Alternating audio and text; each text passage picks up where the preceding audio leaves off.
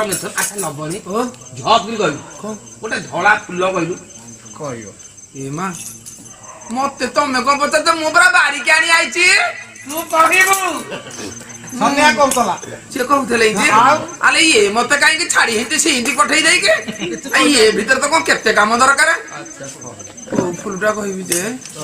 ଭାଇ ନାଇଁ ଏଇନା କହିବି ନାଇଁ କାଲି ସକାଳୁ କହିବୁ ଆରେ ଏଇଟା ଟିକେ ଜୋଚିଲା କିରା ମୋ ପାଖରେ